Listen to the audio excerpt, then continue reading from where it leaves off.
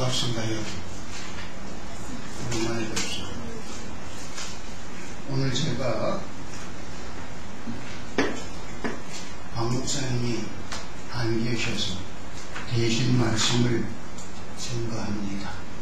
제가 말씀 증거하는 것이 박 목사님이 말씀을 증거할 때만큼 은혜롭지 못하다 싶더라도 그렇더라도 여러분 얼굴에다가 그렇게 나타내지 마시고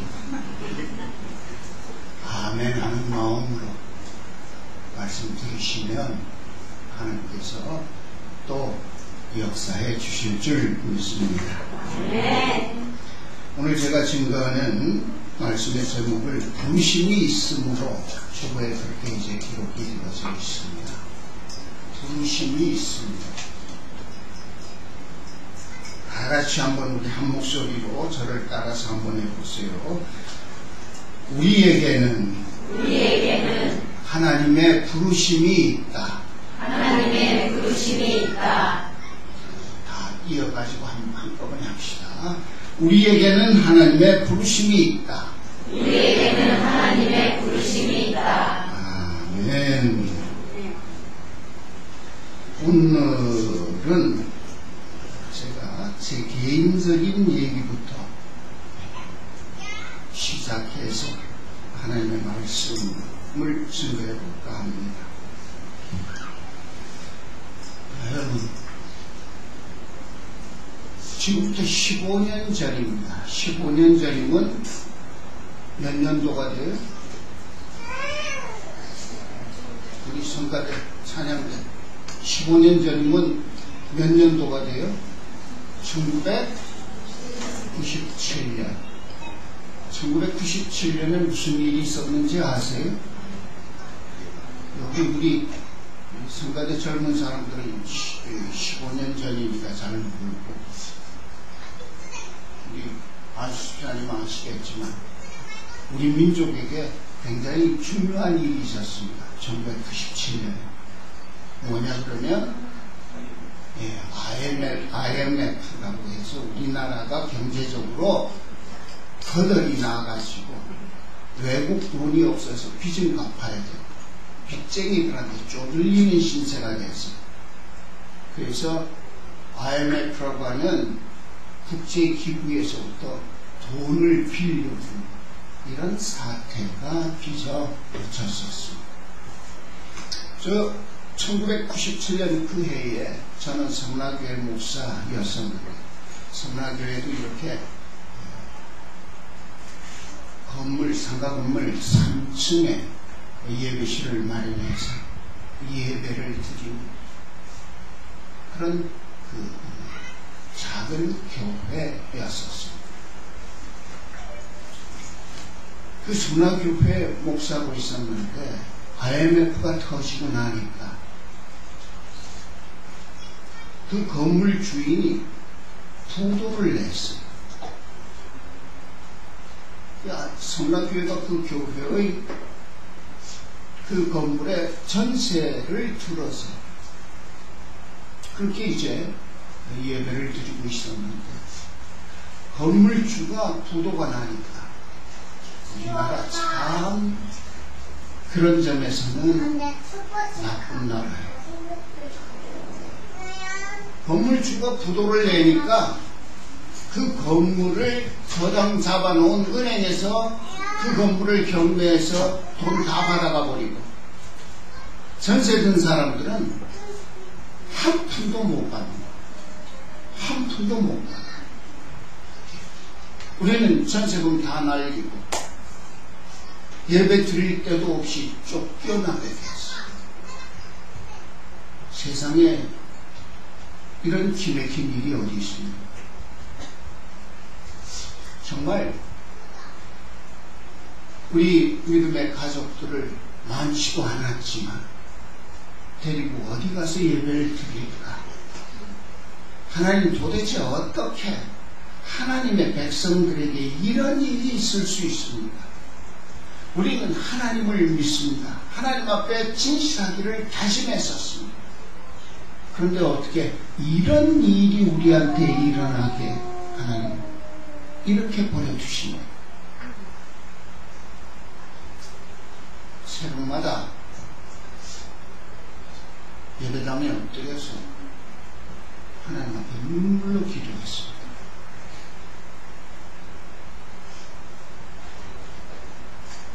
내가 나의 말이 들어서 목사가 되어가지고 성남교회 담임 목사에서 이제 겨우 교회가 조금 일어나는 이런 때인데,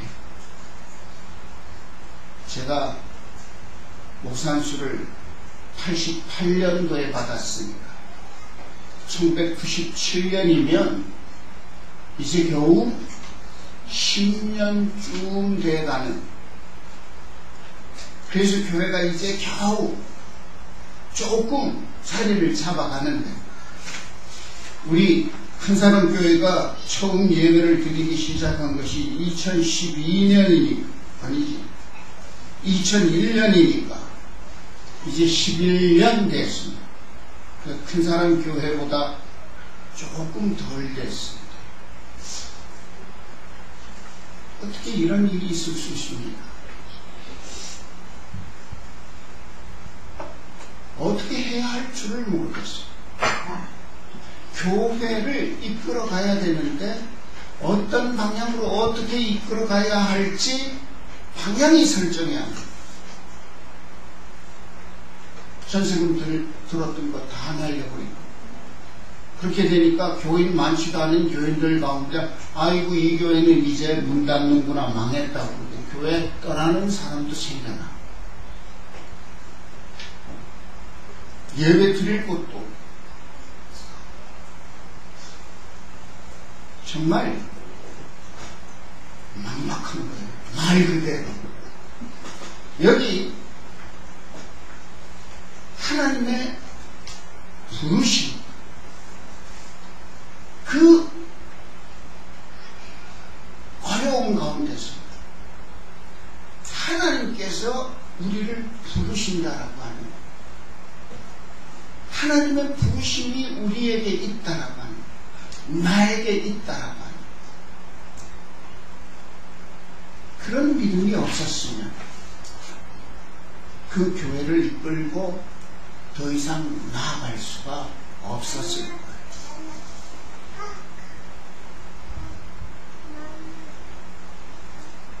하나님의 부르심이 있다라고 하는, 비록 지금은 교인들도 자꾸 떨어지고 전세금은 다 날려서 예배 드릴 곳이 없다라고 하더라도 하나님께서 우리를 부르셨기 때문에 하나님께서 우리를 어디론가 이끌어 주실 거다. 하나님께서 함께 해 주실 것이다. 그 믿음이 없었다면 아마 견뎌내지 못했을 것이다.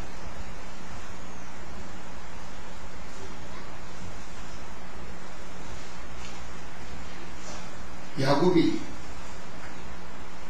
그 인생 마지막에 어떻게 흘러가다가 결국은 애굽 땅까지 가게 되었습니다.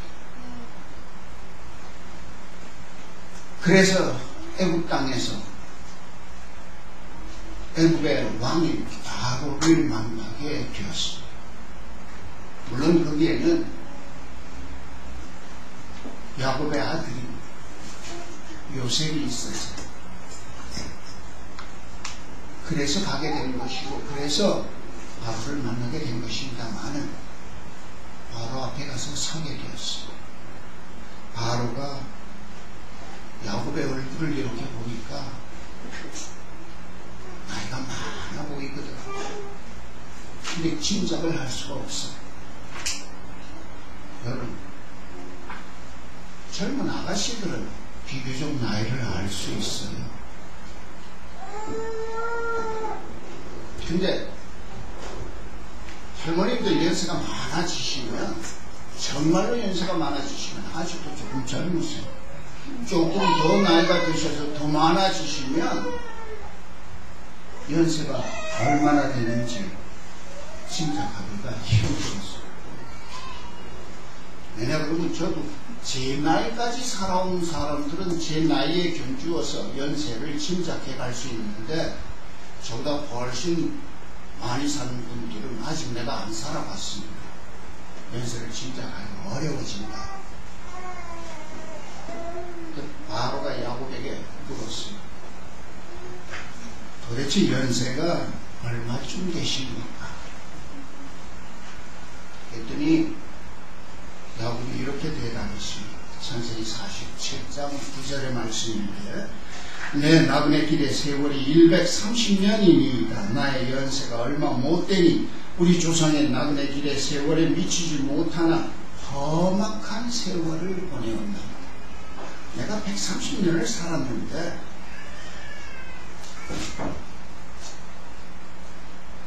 참 험악한 세월을 살았습니다.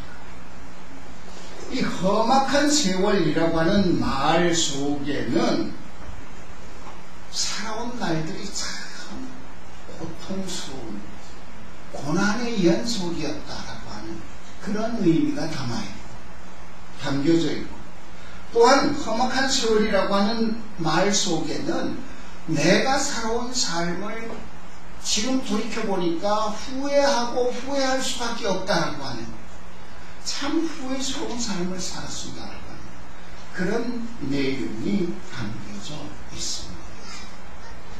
여러분, 이 험악한 세월을 산다 고통스러운 날 그리고 후회가 되는 날 그런 날들을 살아왔을 때 우리는 자신에게 묻습니다. 무엇이 잘못돼서 이렇게 됐나? 내가 뭘 잘못했을까? 성남교회가 전세 들어있던 그 건물이 부도나무로 인해서 1997년은 제 인생에서 제게 참 다른 어떤 해보다도 큰 의미를 가지고 기억되어지는 해입니다.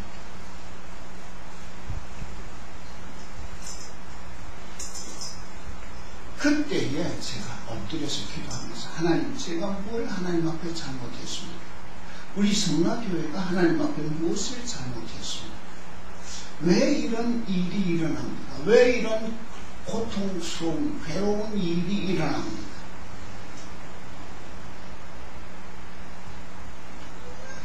그때 제게 들려진 음성이 하나님의 계획이 있으시다. 하나님의 부르심이 있다. 여러분의 삶이 여러분 스스로 돌이켜 생각해 보았을 때 후회스러운 일이 참 많다든지 내 인생은 처음부터 끝까지 후회스러운 것뿐이야 그런 느낌이 든다든지 여러분의 삶이 정말 지금 힘들고 어려워서 하루하루 사는 게 지옥 같다라고 하는 그런 느낌이 든다면 그 자리에서 하나님의 음성에 귀를 한번 기울여보세요. 그럴 때에 하나님의 부르심은 분명히 여러분을 붙드십니다. 여러분에게 고난의 세월이 있고 여러분에게 후회스러운 날들이 있다면 그것은 바로 하나님의 부르심의 음성을 들려주시기 위함이다. 그래서 제가 오늘 여러분에게 먼저 이런 말씀을 드리려고 합니다. 우리 믿음의 사람들은 우리의 삶의 그 후회 혹은 그 고통 가운데서 하나님의 부르심의 목소리를 듣는다. 들어야만 한다. 그걸 듣지 못하면 신앙이 아니에요. 요즘 교회마다 크게 성장하기를 원하고 부흥하기를 원해서 전도하기를 열심히 권면하고 선교하기를 열심히 권면하고 그래서 그것을 위해서 헌금도 많이 하도록 권면하고 그래서 심지어는 전도하지 않으면 헌금하지 않으면 그 사람은 믿음 없는 사람이다 뭐 이런 얘기까지 합니다만은 저는 그건 옳은 생각 아니라고 생각합니다. 정말로 믿음 없는 사람은 뭐냐? 자기가 고통받고 고난받는 자리에 있으면서 자기가 스스로 후회하는, 괴롭고 아픈 날들을 후회해야 하는 자리에 있으면서 하나님의 목소리를 듣지 못한다면, 하나님의 부르심을 듣지 못한다면 그 사람은 믿음 없는 사람이다. 그게 바른 이해라고 생각합니다. 왜냐하면 우리가 실패 가운데 있을 때, 우리가 후회하는 가운데 있을 때, 우리가 고통당하는 가운데 있을 때 하나님께서는 우리를 꾸짖고 벌 주시고 내 죄를 깨달아라 야단치시는 것이 아니라 그때 손을 우리에게 내미셔서 우리를 은혜로 불러주신다라는 것입니다. 그것을 예수님께서 우리에게 말씀해 주셨어요. 탕자의 비유를 여러분이 아실 겁니다. 누가복음 15장. 그 탕자의 비유는 예수님께서 들려주신 얘기입니다. 탕자가 정말 내가 쥐엄열매, 돼지가 먹는 쥐엄열매를 먹다가 죽겠구나 하는 그런 처지에 빠졌을 때 그는 아버지의 집을 떠올렸습니다. 자기가 살았던 아버지의 집. 거기 가면 내가 풍족하게 먹을 수 있지 않겠나. 그래서 내가 하나님과 아버지께 죄를 얻었사오니 하고 생각하게 됩니다. 그때까지는 내가 아버지한테 잘못했구나 그런 생각도 하지 못하던 탕자였어. 그러나 정말로 고통당하는 가운데 있게 되니까 아버지의 집이 떠올랐습니다. 아버지의 목소리가 들리는 것입니다. 그 자리에서 아버지께로 돌아가기로 결심하게 됩니다. 제가 어렸을 때, 아주 어렸을 때 무엇을 잘못했는지 모르겠습니다만 저는 부모 속은 전혀 안 썩혀드리고 자란 그런 모범 학생이었었는데, 근데 한 가지 기억나는 게 있어요. 뭘 잘못했는지 모르겠는데 어렸을 때 집에 못 들어가고 저녁 때가 됐는데도 밖에서 빙빙 돌면서 어느 곳에 숨어 있었어요. 지금은 기억도 안 나요. 집에 들어가긴 가야 되겠네. 배도 고프고 집에 들어가서 숙제도 해야 되겠네. 밤은 이제 다가오려고. 그런데 무엇 때문인지 집에 들어갈 수가 없어요. 아, 죄를 지었나. 그래서 배가 고파가지고 어떡하나 그러고 있는데 어머니가 나와서 큰 소리로 내 이름을 부르는 게 들리고, 어머니가 내 이름을 불러주시는 순간 이제까지 집에 못 들어가던 두려움 같은 건 싹 사라져버려요. 걱정도 싹 사라져버려요. 그냥 어머니에게로 쫓아갔어요. 어머니가 나를 안아주시면서 어디 있었니? 밥 먹어야지. 정말로 힘들고 어렵다면, 내가 정말 내 힘으로 감당할 수밖에 없을 만큼 힘들고 어렵다면 그때 들려오는 우리 하나님, 우리 아버지의 목소리를 들을 수 있어야만 한다. 그것이 바로 하나님의 부르심입니다. 부르심의 목소리를 들으면 두 번째로 여러분 생각하셔야만 합니다.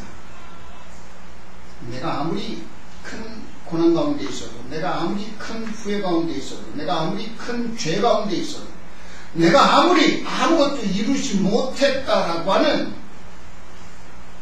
그런 자격지심 가운데 빠져 있다라고 하고, 그 부르심을 향해서 달려가야만 합니다. 그 부르심을 향해서 달려가야만 합니다. 오늘 성경 말씀 보니까 사도 바울이 이렇게 말합니다. 내가 이미 얻었다 함도 아니요 온전히 이루었다 함도 아니요 오직 내가 그리스도 예수께 잡힌 바 된 그것을 잡으려고 쫓아가노. 사도 바울이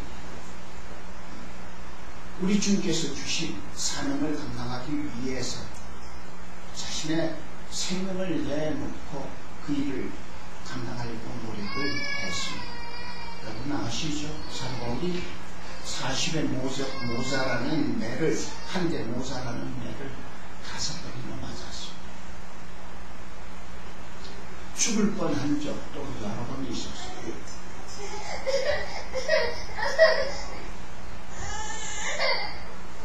정말 힘들고 어려운 그런 지경에 놓여져 있으면서 주님께서 주신 사명 감당하려고 노력했습니다. 그렇게 많이 노력했음에도 지금 사도 바울이 뭐라고 말합니까? 내가 이미 얻었다 함도 아니고 온전히 이루었다 함도 아니고, 자신의 인생을 돌아보니까 내가 주께서 맡기신 사명 온전히 이루었다라고 자랑할 만큼 안 된다는 거죠.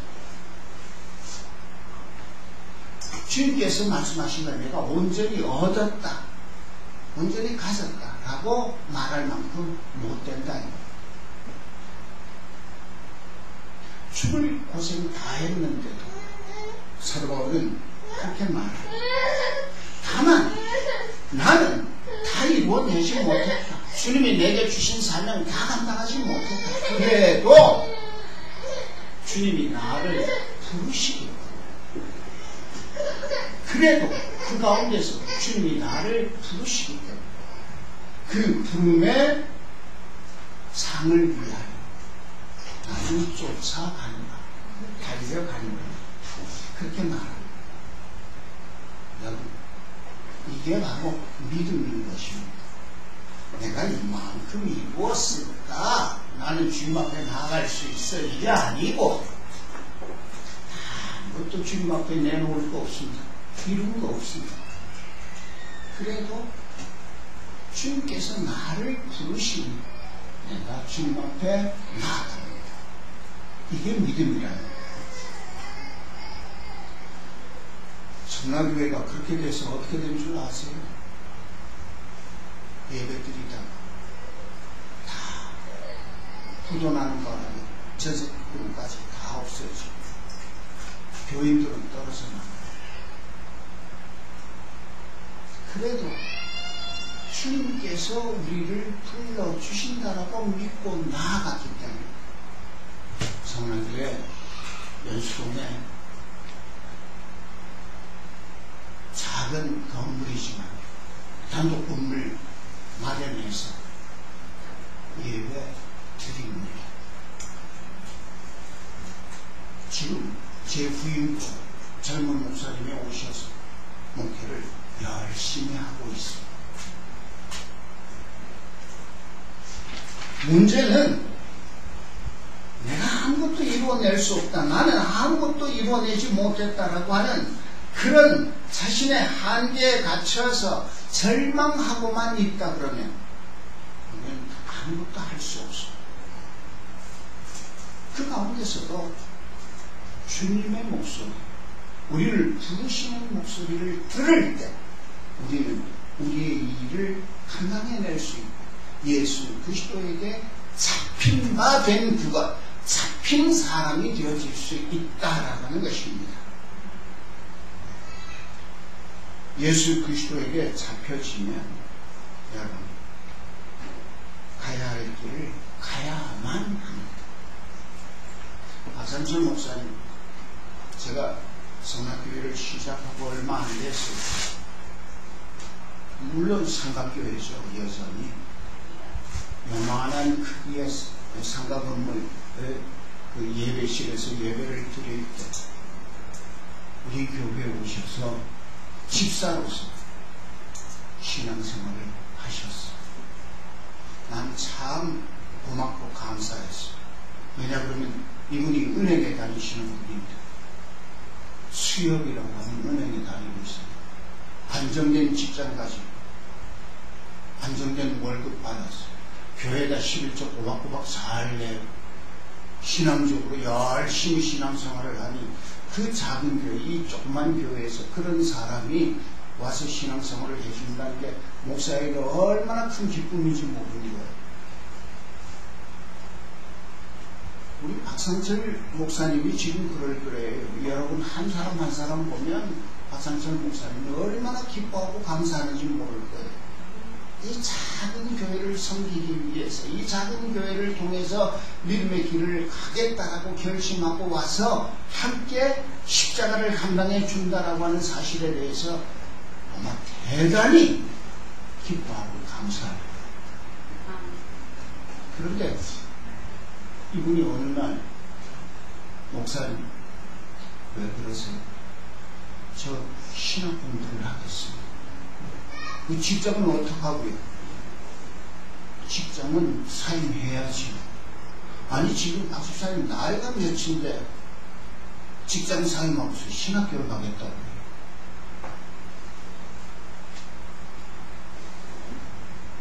하나님께서 저를 부르신다. 그 믿음을 가지고 있기 때문에 전 신학 공부를 해야 되겠습니다. 그 믿음이 있다면, 그 믿음을 붙드신다면, 그렇다면 신학 공부 하십시오. 그래서 서울신학대학을 대학원에 오셔 서울신학대학원에 왔습니다. 그리고 저한테 강의를 듣고, 교회에서는 우리 교회 집사고, 학교에서는 대학원에서 제 강의를 듣는 제자.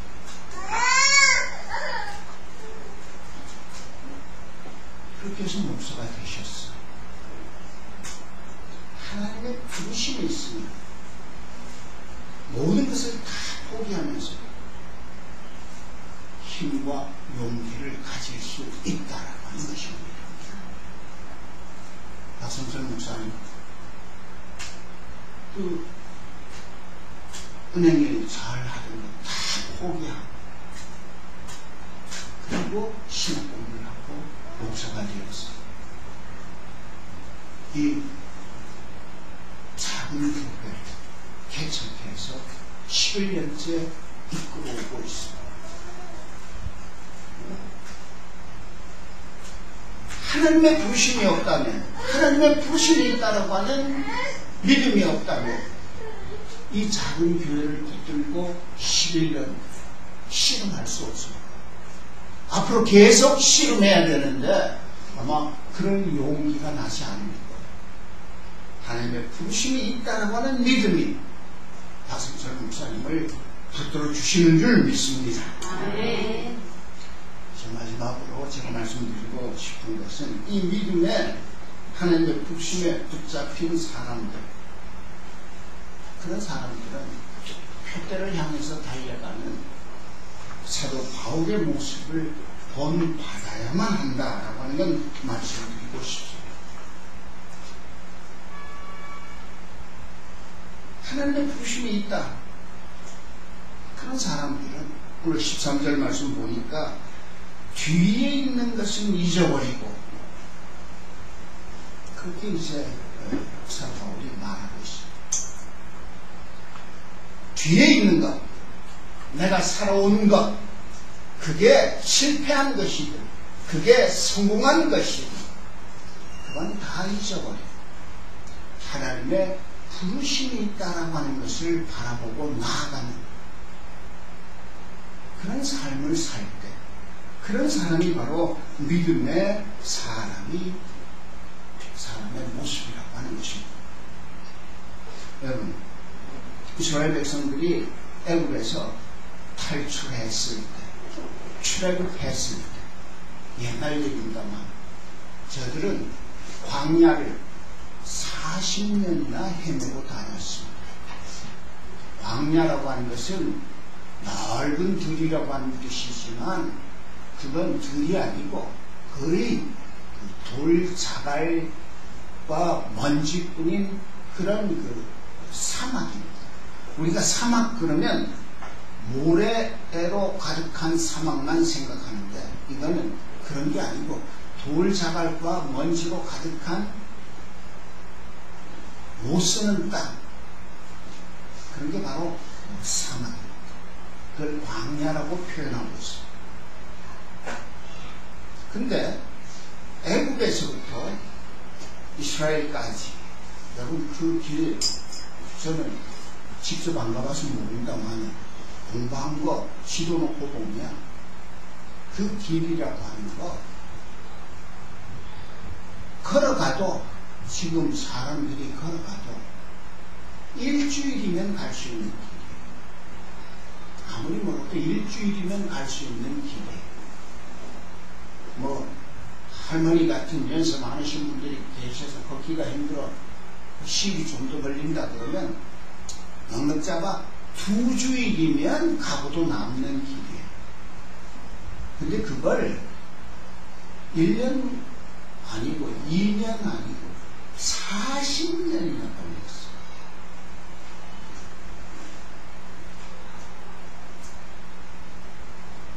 왜 그 길에서 이스라엘 백성들이 40년이나 헤매야만 했겠습니까? 일주일이면, 아니 넉넉 잡고 2주일이면 갈 수 있는 거리를 40년이나 헤맨 이유가 무엇이냐라고 하는 겁니다. 저들은 과거에 자신들이 살아왔던 것에 연연해서 그것에 매달려서 하나님이 저들을 위해서 준비하신 미래를 보지 못했기 때문입니다. 그래서 광야를 헤매게 됩니다. 성날교회가 예배드리던 그 상가의 주인이 부도를 내는 바람에 갈 곳이 없어졌습니다. 모두들 걱정하고 많은 교인들이 이 교회는 문 닫을 수밖에 없다. 조암예 목사가 목회 경험이 없어가지고 이런 부도가 나는 건물에 전세를 얻는 바람에 이 모양이 됐다. 그리고 떠났어요. 그러나 하나님은 우리에게 더 나은, 더 밝은, 더 큰 일을 할 수 있는 미래를 준비해 주시고 계셨다라고 하는 사실이에요. 그걸 우리는 보는 눈이 없는 거예요. 그걸 보는 눈을 일러서 우리가 뭐라 그럽니까? 목사의 눈? 아니에요. 그걸 보는 눈을 일러서 뭐라 그래요? 믿음의 눈인 것이에요.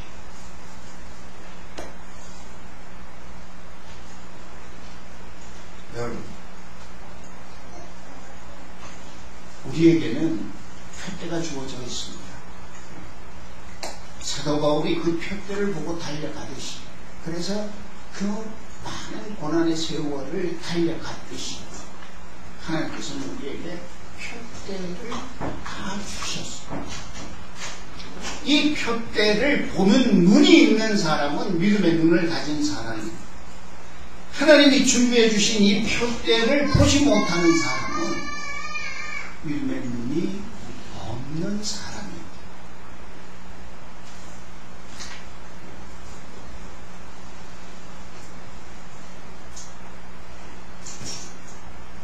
뒤에 있는 것을 잊어버리고 표대를 바라보고 나아가는 사도 바울을 보면서 우리도 우리에게 주신 하나님의 표대가 있음을 믿고 그 표대를 바라보며 나아가는 믿음을 가져야 할 때, 그때 우리는 하나님 앞에 진실한 신앙이 될 수 있다고 하는 것입니다. 여러분, 오늘 제가 이제 오랜만에 와이셔츠도 입고 양복도 입고 넥타이도 맸습니다. 교회에서 은퇴하고 나니까 그냥 노인네가 돼서 마셔서 입을 일도 없고 양복 입을 일도 없고 맨날 그냥 노타이 차림으로 난방만 하나 걸치고 그러고 돌아다니고. 지난번에 서울에 볼 일이 있어 갔다가 돌아오는 길이었는데 여러분 이 타이 어때요? 좋아요. 좋아요? 네. 이거 얼마짜리 같아요? 좀 비쌀 것 같아요. 비쌀 것 같아요? 네. 좋아요, 아주. 아주 좋아요? 색깔이 오지 않고 어울려요. 어울리고 전철 타기 위해서 지하철역을 들어갔는데 두 다리가 없어서 제대로 일어나지도 못하는 장애인.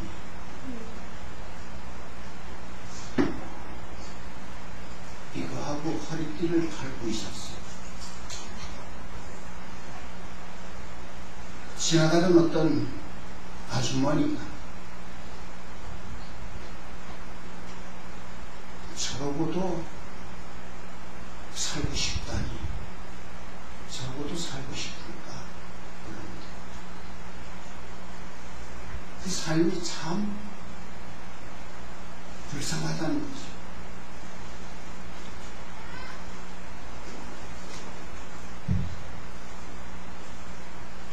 그 장애인에게 제가 가서 물어봤습니다. 여자 이거 3,000원, 허리띠 오늘 안 메고 왔는데 4,000원. 그래서 넥타이 이거 2개 하고 허리띠 하나 하고 10,000원에 샀어. 그리고 오늘 메고 나왔어.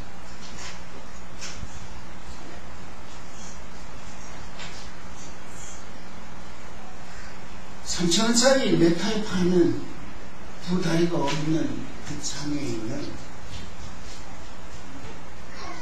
실패한 사람입니다.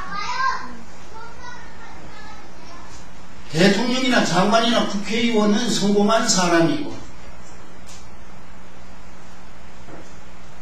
아무런 이름 없이 죽어간 사람들은 실패한 사람입니다. 하나님 앞에 서면 하나님께서 주신 표대를 향해서 그가 진실하게 달려왔느냐 아니냐 가지고 하나님께서 저의 인생을 평가해 주실 줄로 믿습니다. 대통령이나 국회의원이나 장관이 됐다고 해서 하나님께서 잘했다 그러시는 것이 아닙니다. 비록 3,000원짜리 넥타이를 팔더라도 두 다리가 없더라도 그렇게 사람들 앞에 비웃음을 당하며 살아가야 하는 처지에 놓여져 있더라도 그는 그에게 주신 하나님의 표대가 있음을 우리는 믿고 나아가는 삶. 그때 여러분은 하나님의 부르심에 응답한 사람인 줄로 믿습니다. 그 믿음의 자리에 여러분 서시기를 오늘의 말씀을 통해서 본인에 드립니다. 기도드리겠습니다. 아버지 하나님, 우리에게 표대를 세워주시며 우리를 부르신 줄 믿습니다. 이 작은 교회를 통해서 믿음의 길을 가고자 애쓰고 노력하는 주의 자녀들의 모습을 우리 하나님께서 사랑하시는 줄 믿습니다. 표대를 바라보면 저들의 눈길을 잡아주시옵시고 저들의 손길을 붙들어 주시옵시고 그 비에 하나님의 부심의 목소리를 들려주시옵소서. 아멘.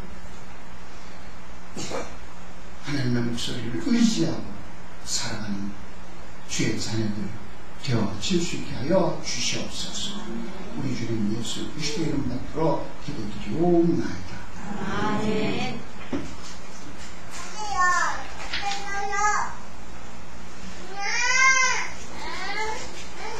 화송의 노래 찬송가 178장